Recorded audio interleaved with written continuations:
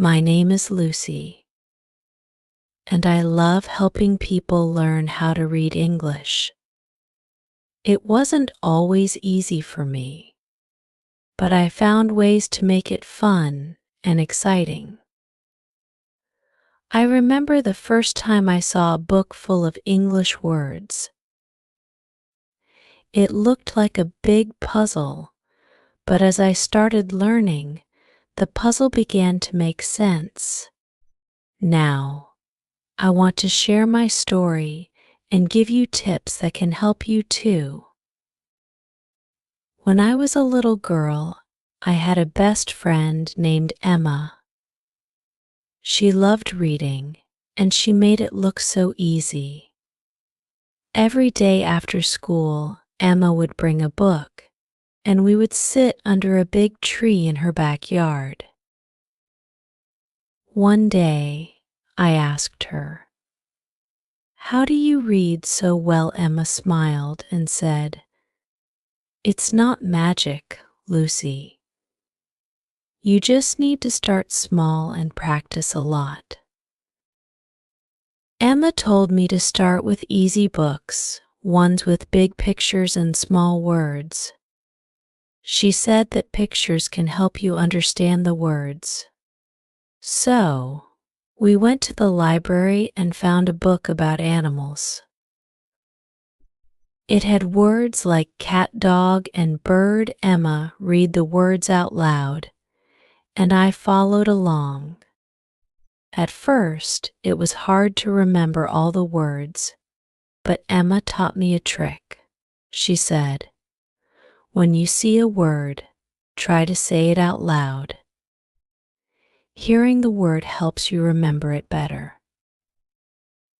I tried Emma's trick, and it worked. I started saying words like cat and dog out loud, and soon I didn't need the pictures to help me. I was so happy. Emma and I made a game out of it. She would point to a word, and I had to say it as fast as I could. If I got it right, I got a point. If I got it wrong, Emma would help me, and then we would laugh together. Learning to read became so much fun with Emma. One day, Emma introduced me to a new tip. She said, "Lucy, if you want to get better at reading, you need to read every day, even if it's just a little bit." So, I started reading for 10 minutes before bed. I found a book with short stories, and every night I would read one story. The more I read, the more confident I became. Words that used to look strange now seemed like old friends. As I got better, Emma told me about something called phonics. Phonics is when you learn how letters make sounds. For example, the letter C can sound like K in cat or S in city at first. This confused me, but Emma showed me how to break words into parts. We would say each sound slowly and then put them together. It was like putting together a puzzle piece by piece. Soon I could read words like cake and cold all by myself. There was one word that always gave me trouble: elephant. No matter how many times I tried, I just couldn't remember how to say it. Emma noticed I was getting frustrated and said, "Don't worry, Lucy. Some words are tricky. It's okay to ask for help." So, every time I saw the word elephant, I asked Emma to help me. Eventually, I got it, and I felt so proud of myself. Another friend of mine, Jack, loved to write stories. One day, he told me, "Lucy, writing helps you become a better reader." I didn't understand how writing could help me read, but Jack explained it like this: when you write, you're thinking about the words you know. The more words you write, the more words you'll recognize when you read. So, I started writing in a little notebook. I wrote simple sentences like, I have a cat and the sun is big. As I wrote, I noticed that when I saw the same words in books, I could read them faster. Writing made reading feel even easier. Jack also gave me another great tip. He said, when you read, try to imagine the story in your mind like a movie. It makes reading more fun. I decided to try it. The next time I read a story about a princess and a dragon, I closed my eyes and pictured the princess in her castle and the dragon flying in the sky. It made the story come to life, and I didn't even realize I was learning new words. One day, my teacher, Mr. Thomas, told me about a fun activity called reading aloud. He said, Lucy, when you read aloud, it helps you understand the story better, and it makes you a more confident reader. So, I started reading stories to my little brother Max. At first, I was shy, but Max didn't mind.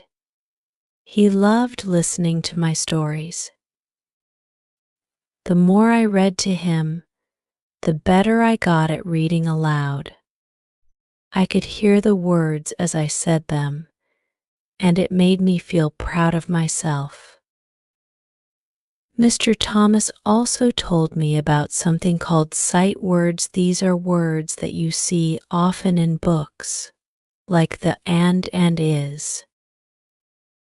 He said, if you learn sight words, you'll be able to read faster because you won't have to stop and sound them out. I started practicing sight words with flashcards. My mom helped me by holding up a card, and I had to say the word as fast as I could. At first, it was hard, but soon I could read sight words without even thinking about them. As time went on, I realized that everyone learns to read in their own way. My friend Ethan, for example, loved listening to audiobooks.